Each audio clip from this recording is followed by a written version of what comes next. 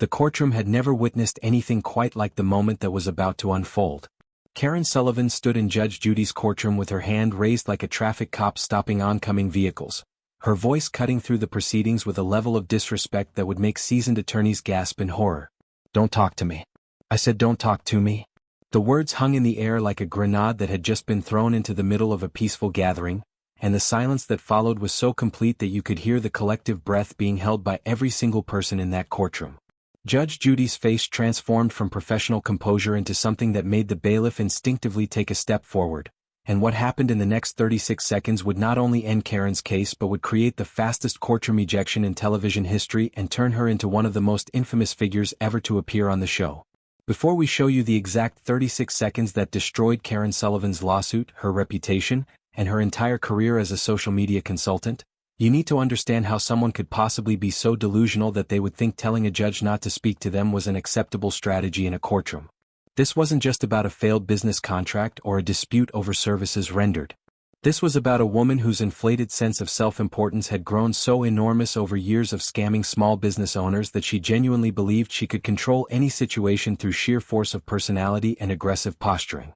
This was about entitlement meeting authority in the most spectacular collision ever captured on camera, and the resulting explosion would be shared 85 million times across every social media platform imaginable within just 48 hours. If you believe that respect in a courtroom matters and that people who treat judges with contempt deserve immediate consequences, hit that like button right now. Subscribe because what you're about to witness is a masterclass in why you should never, ever tell Judge Judy to stop talking, and I promise you the 36 seconds that follow Karen's outburst will be the most satisfying piece of instant justice you've ever seen. Karen Sullivan had built what she called a thriving social media consulting business, but what it actually was would be more accurately described as a sophisticated scam targeting desperate small business owners who didn't understand the digital marketing landscape well enough to know they were being taken advantage of by someone with more confidence than competence.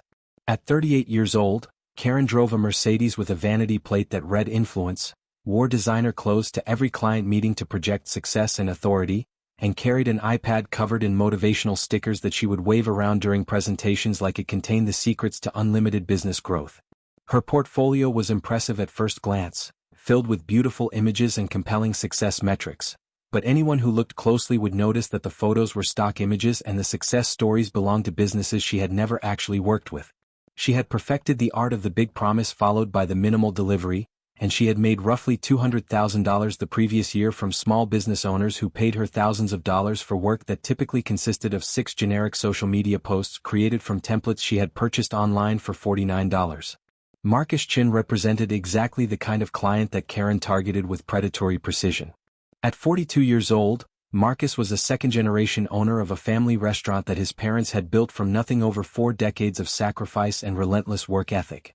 His parents had immigrated to America with almost no money and no connections, and they had poured every ounce of their energy into creating a neighborhood gathering place that served authentic cuisine and became a beloved fixture in their community.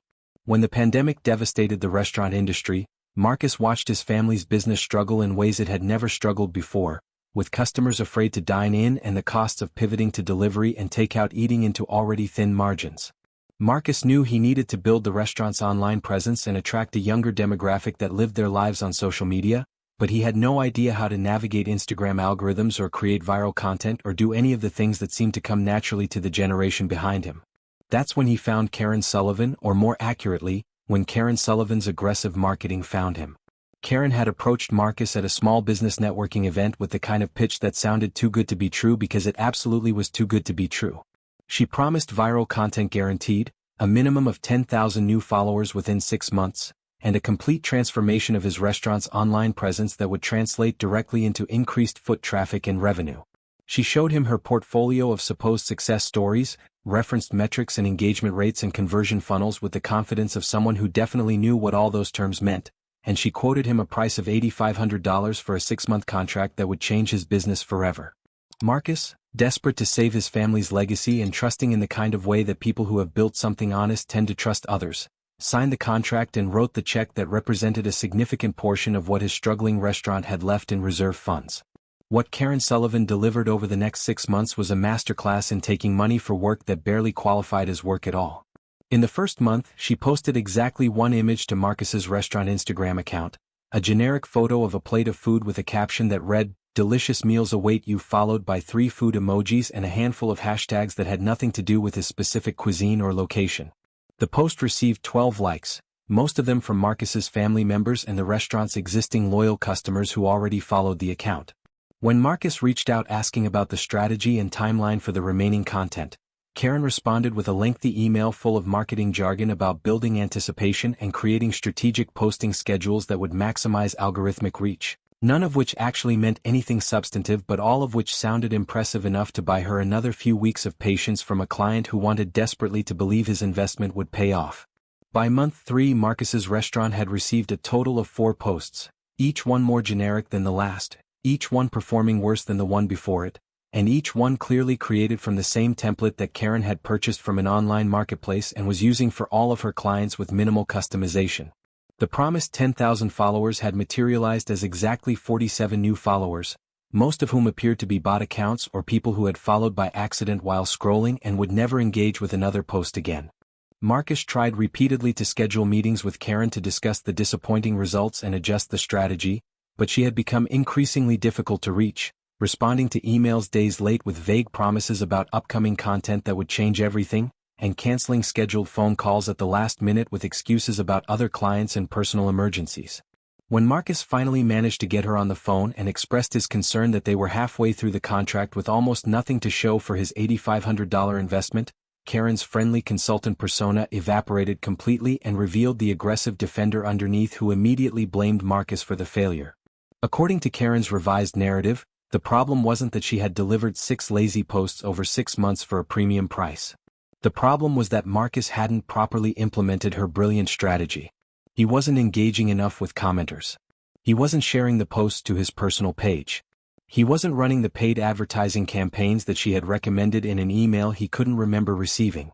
He wasn't doing the work required to make her work successful, and if he had just followed her instructions precisely, he would already be seeing the transformation she had promised. The gaslighting was sophisticated and well-practiced, delivered with enough confidence that Marcus actually began to doubt himself and wonder if maybe he had dropped the ball somewhere along the way.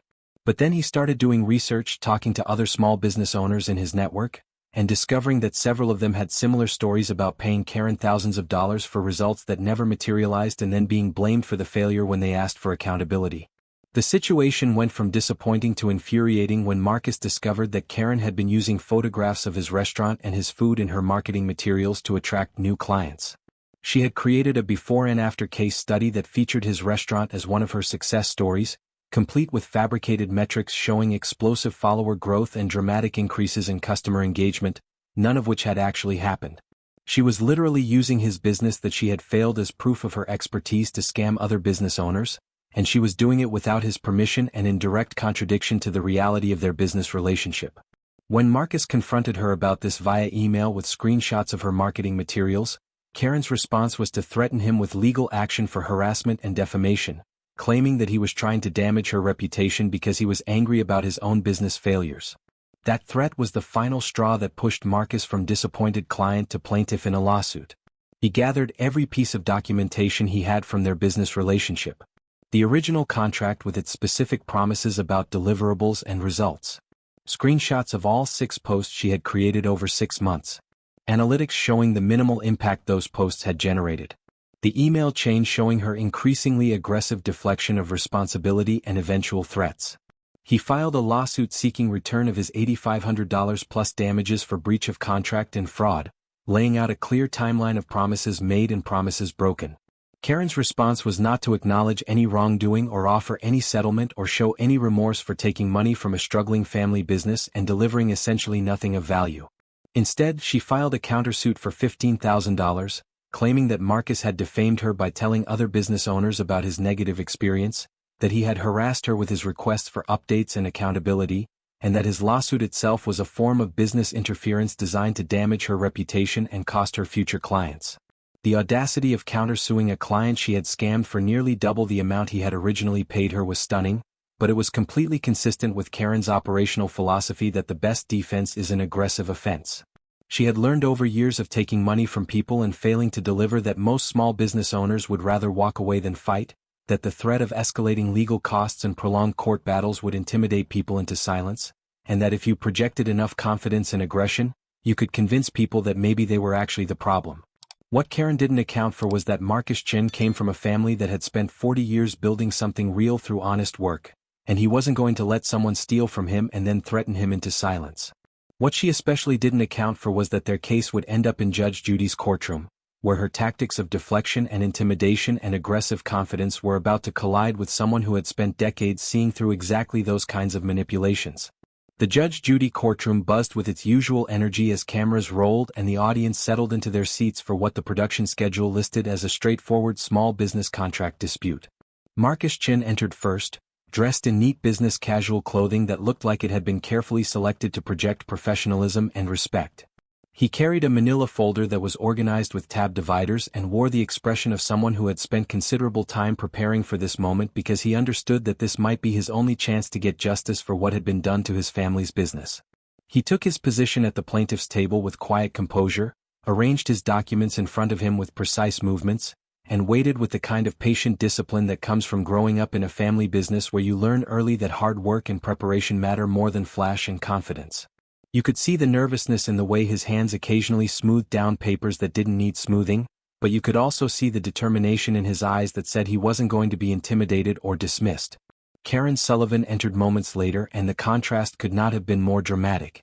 She walked into the courtroom like she was making an entrance at a networking event where she needed to immediately establish herself as the most important person in the room. Her designer outfit was clearly chosen to project success and authority.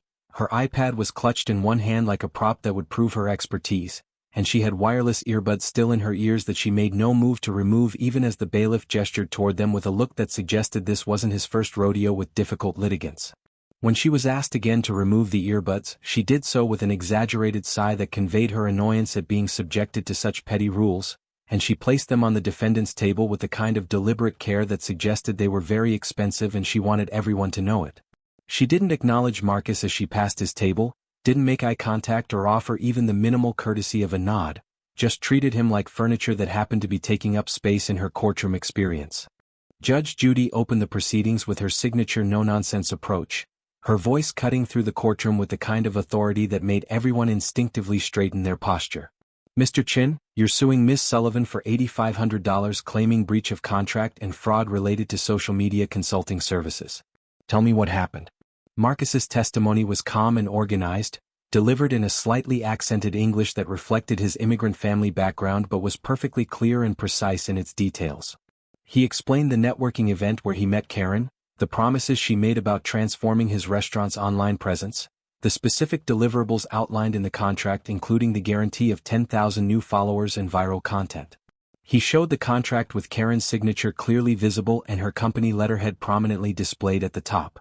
Then he walked through what was actually delivered over 6 months, presenting screenshots of the 6 generic posts that represented the sum total of work she had done for $8,500. His voice remained steady as he explained the impact this had on his family's restaurant, how they had invested money they couldn't afford to lose in hopes of saving a business his parents had built over 40 years, and how Karen's failure to deliver anything close to what she promised had set them back even further during an already devastating time for the restaurant industry. Throughout Marcus's testimony, Karen's behavior was a masterclass in courtroom disrespect that somehow managed to get progressively worse with each passing minute. She sighed loudly whenever Marcus said something she disagreed with, which was essentially everything he said. She shook her head dramatically and muttered comments under her breath that the microphones occasionally picked up, words like lies and ridiculous and unbelievable delivered with enough volume that they were clearly meant to be heard. She checked her phone multiple times despite Judge Judy's clear rules about electronic devices during testimony, swiping through screens with the kind of obvious disinterest that suggested she had better things to do than listen to Marcus tell his version of events. She made exaggerated facial expressions directly at the camera, rolling her eyes and smirking in ways that seemed designed to communicate to the viewing audience that everything Marcus was saying was absurd and that she was the real victim in this situation. Several audience members began shifting uncomfortably in their seats, recognizing that they were watching someone behave in ways that would inevitably lead to consequences, and you could see the anticipation building as they waited for Judge Judy to address the disrespect that was becoming impossible to ignore. When Marcus finished his testimony and presented his final piece of evidence, showing the marketing materials where Karen had used his restaurant as a fake success story to attract other clients, Judge Judy turned her attention to Karen with the kind of focused intensity that regular viewers recognized as the prelude to serious questioning. "Miss Sullivan, I'm looking at this contract where you promise specific deliverables including 10,000 followers and viral content. Mr. Chin presented evidence of 6 posts over 6 months and 47 new followers. Can you explain the gap between what you promised and what you delivered?" Karen's response was immediate and defensive, her voice taking on a condescending edge that suggested she thought Judge Judy simply didn't understand how social media marketing actually worked. "Your Honor, social media success isn't about quantity, it's about quality and strategy. Each of those posts was strategically designed to maximize engagement through algorithmic optimization. The problem is that Mr. Chin didn't properly implement the comprehensive strategy one provided, so obviously the results weren't what they could have been if he had followed my instructions precisely." Judge Judy's eyebrows raised slightly in that way that experienced viewers knew meant she had just heard something that didn't add up and was about to systematically dismantle it. "What comprehensive strategy? Show me documentation of this strategy you claim to have provided." Karen fumbled with her iPad, swiping through screens with increasing urgency as she searched for documents that would support her claims, and the silence stretched uncomfortably as everyone in the courtroom watched her struggle to find evidence that apparently didn't exist. Finally, she looked up with an expression that had shifted from confident to irritated and said something that would mark the beginning of her complete unraveling. "I don't need to prove my expertise to you or anyone else. I have a successful business and satisfied clients, and just because one difficult client didn't get the results he wanted doesn't mean I did anything wrong." The shift in Judge Judy's demeanor was subtle but unmistakable to anyone who had watched her show for any length of time. Her posture straightened slightly, her eyes narrowed with laser focus, and when she spoke, her voice carried an edge that suggested her patience was wearing dangerously thin. "Actually, Miss Sullivan, in my courtroom you do need to prove your claims. You're being sued for breach of contract and fraud. The burden is on you to show that you delivered what you promised. So let me ask again, where is the documentation of this comprehensive strategy you claim Mr. Chin failed to implement?" Karen's face flushed red as she realized she was losing control of the narrative she had carefully constructed about being a successful professional victimized by a difficult client. She set her iPad down with more force than necessary and crossed her arms defensively across her chest. "This is ridiculous. I'm being attacked for his failures as a businessman. I provided exactly what was outlined in the contract, and if he didn't see results, that's because he didn't do his part." The audience members were now exchanging glances with each other, recognizing that they were watching someone dig themselves deeper with every word that came out of their mouth. Judge Judy pulled out a copy of the contract and began reading specific provisions aloud, her voice measured and precise as she detailed each promise Karen had made. 10,000 new followers guaranteed. Viral content that would significantly increase customer engagement. Weekly posts with professional photography and strategic hashtag optimization. A comprehensive social media strategy document delivered within the first month. Her eyes lifted from the contract to fix on Karen with an intensity that made the defendant visibly uncomfortable. "Mr. Chin presented evidence that you delivered 6 generic posts over 6 months, 47 new followers mostly from bot accounts, and no strategy document whatsoever. How do you reconcile what you promised with what you actually delivered?" Karen's response was to throw her hands up in exasperation and let out a sound that was somewhere between a laugh and a scoff. "You clearly don't understand how social media marketing works, and honestly, I don't have time to educate you on industry standards. This whole process is a waste of my time when I should be working with clients who actually appreciate my expertise." The courtroom went completely silent as everyone processed what Karen had just said. She had essentially told Judge Judy that the judge didn't understand the subject matter and that the legal proceedings themselves were beneath her attention. Judge Judy leaned forward in her chair with deliberate slowness, and when she spoke, her voice was quiet but carried across the courtroom like a warning shot. "Miss Sullivan, let me be very clear about something. You are in my courtroom answering to allegations of fraud. Your time is no longer your own. Your attention needs to be focused entirely on answering my questions with respect and honesty. Do you understand?" Karen's response was to sigh loudly and say, "Fine, whatever you want to hear," in a tone that dripped with barely concealed contempt. Judge Judy's expression hardened into something that made the bailiff shift his weight forward slightly, a subtle preparation for whatever was about to happen next. "Let me ask you about these marketing materials where you used Mr. Chen's restaurant as a success story," Judge Judy continued, holding up printouts that Marcus had provided. "You claimed you increased his followers by 3,000% and drove significant new business to his restaurant. But Mr. Chin testified that none of that happened. Are you telling this court that you fabricated these success metrics to attract new clients? Karen's voice rose in pitch and volume as she responded, clearly losing whatever composure she had maintained up to this point. I didn't fabricate anything. Those projections were based on what the results should have been if he had implemented everything correctly. It's not my fault he didn't follow through. Judge Judy's response was sharp and immediate.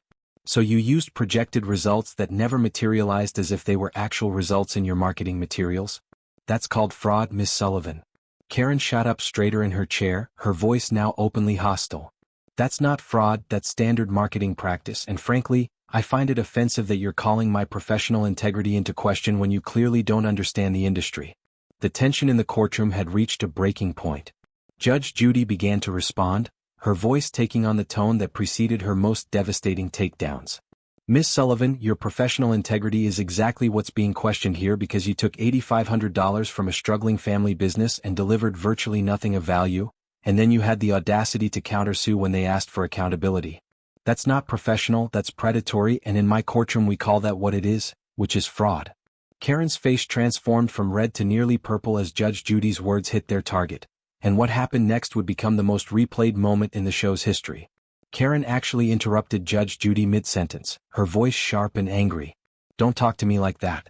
Judge Judy's eyebrows shot up and she leaned back slightly, clearly giving Karen an opportunity to recognize the magnitude of her mistake and correct course. But Karen, lost in her own rage and indignation, doubled down in the most spectacular way possible. She raised her hand in a stop gesture, palm facing Judge Judy like a traffic cop, and her voice rose to nearly a shout. Don't talk to me. I said don't talk to me. The courtroom fell into a silence so complete that the only sound was the quiet hum of the cameras capturing every second of what was unfolding. Judge Judy sat perfectly still, her hands folded on the bench in front of her, her expression transforming into something that was beyond anger and into the realm of cold, calculated response to an action so disrespectful that it required immediate and decisive consequences. Karen's hand remained raised for a moment before slowly lowering as she began to process the expressions on the faces around her, the way the audience members had their mouths hanging open in shock, the way the bailiff had moved closer to her position, the way Marcus sat frozen with his pen still hovering over his notepad. The realization of what she had just done began to dawn on Karen's face, but it was far too late to take back words that had already been spoken and captured by multiple cameras for broadcast to millions of viewers. Judge Judy's voice, when she finally spoke after what felt like an eternity but was actually only about 6 seconds, was quiet and cold and carried the weight of absolute authority. Get out of my courtroom. The 3 words landed like a gavel striking wood, final and irreversible. Karen's mouth opened as if to protest or explain or somehow walk back what she had just done, but Judge Judy's raised hand now mirrored the gesture Karen had used moments before, stopping any words before they could form. Your case is dismissed. Judgment for the plaintiff in the full amount of $8,500 plus court costs. You are also held in contempt of this court. Bailiff, please escort Miss Sullivan out. Karen's voice came out as a strangled mixture of shock and panic. What? No, you can't do this. I didn't even get to present my defense. This isn't fair. Judge Judy's response was delivered with the kind of finality that left absolutely no room for negotiation or appeal. I just did. You came into my courtroom and told me not to talk to you. You disrespected these proceedings, you disrespected Mr. Chin, and you disrespected the authority of this court. Your behavior has made it impossible for you to receive a fair hearing because you've demonstrated that you have no intention of participating in this process with the respect it requires. The judgment stands, you are in contempt, and you need to leave immediately.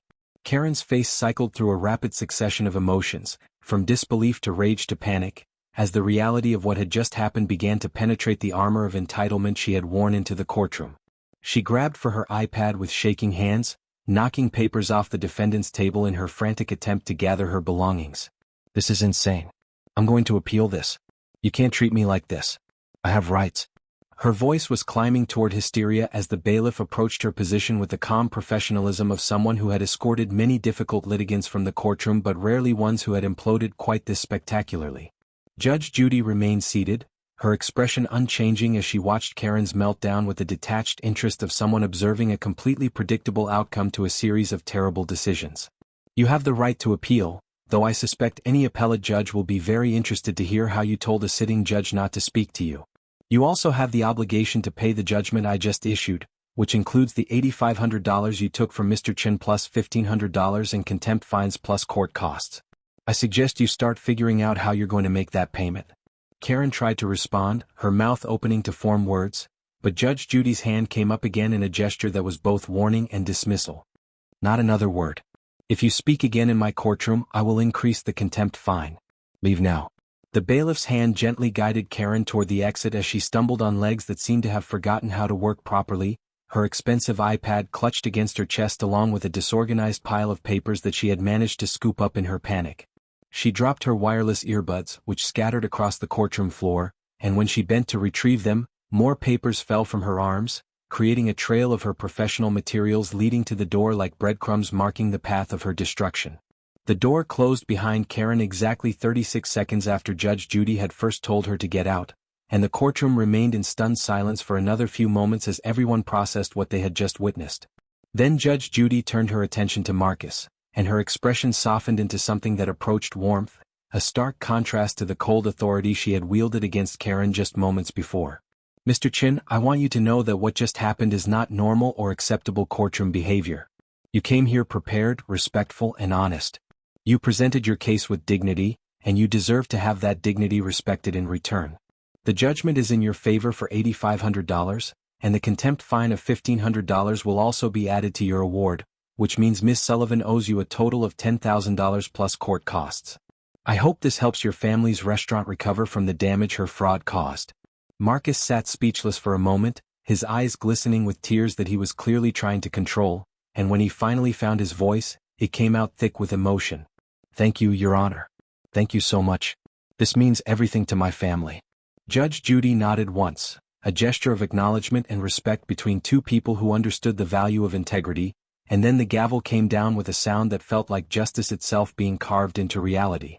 The audience erupted into applause that lasted for nearly a full minute, something that rarely happened during active proceedings but that the bailiff made no move to quiet because even the courtroom staff seemed caught up in the emotional magnitude of what had just transpired. Marcus stood slowly from his chair, gathered his carefully organized documents with hands that were still trembling slightly from adrenaline and relief, and walked out of the courtroom with his head held high, knowing that his family's honor had been defended and that the money they had lost to a scammer was going to be returned.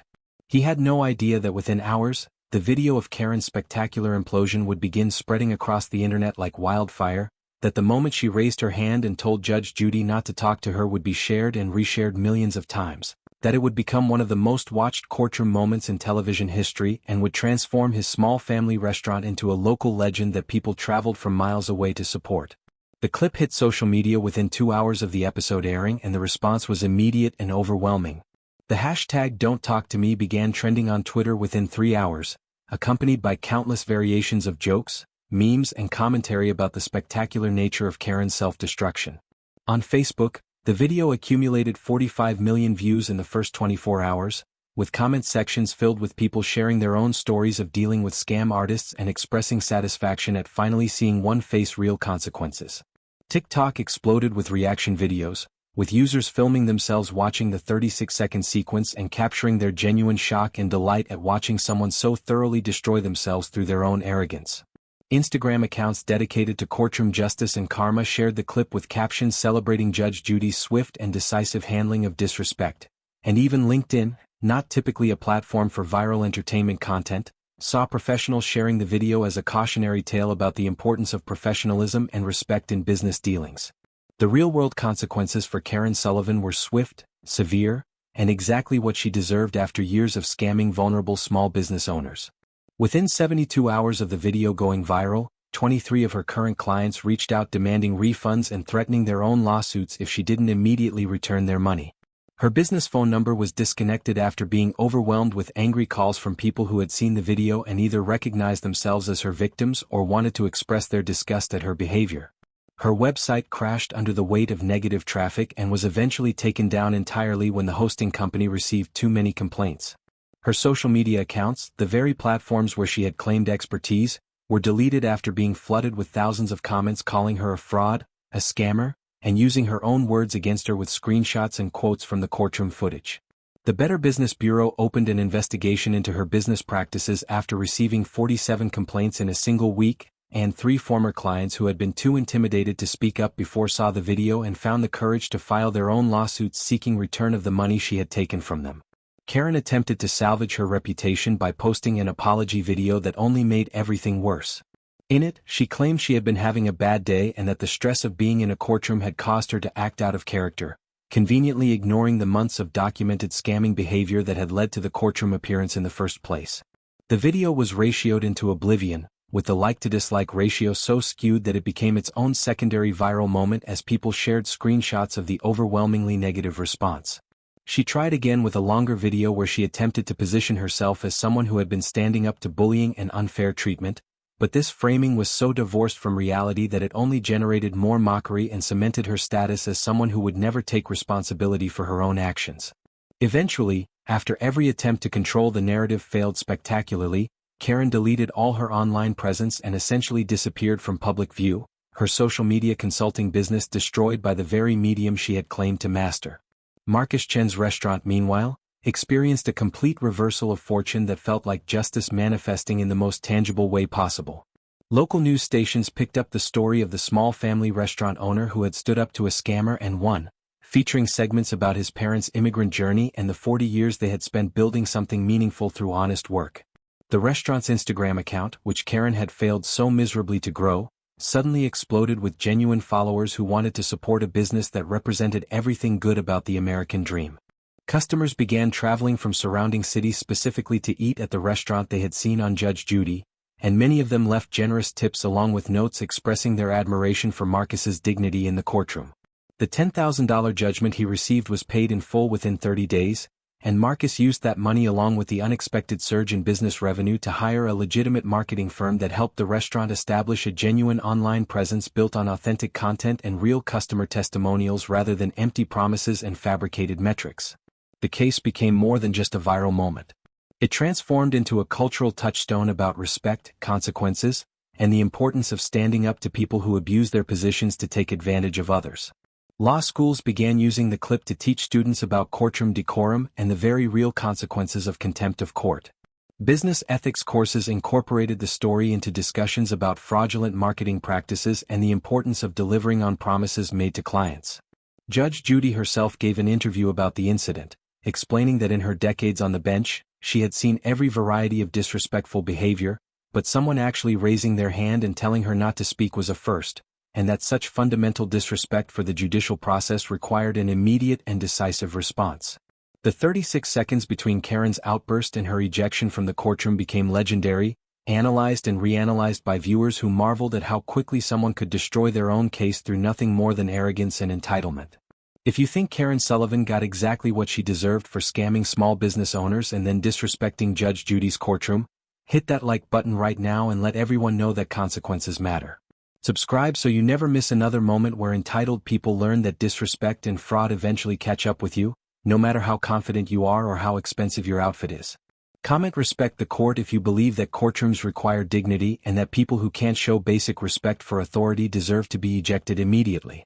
Share this video with anyone who needs to understand that 36 seconds is all it takes to destroy everything when you let arrogance override common sense and basic human decency. Remember, Karen Sullivan walked into that courtroom thinking she could control the situation through aggressive confidence and intimidation, and she walked out having lost her case, her reputation, and her entire career because she made the catastrophic mistake of telling a judge not to talk to her. That's not just a lesson about courtroom etiquette. That's a lesson about life, respect, and the undeniable reality that actions have consequences, especially when those actions involve raising your hand and telling Judge Judy to stop speaking. Justice was served in 36 seconds and the world is better for it.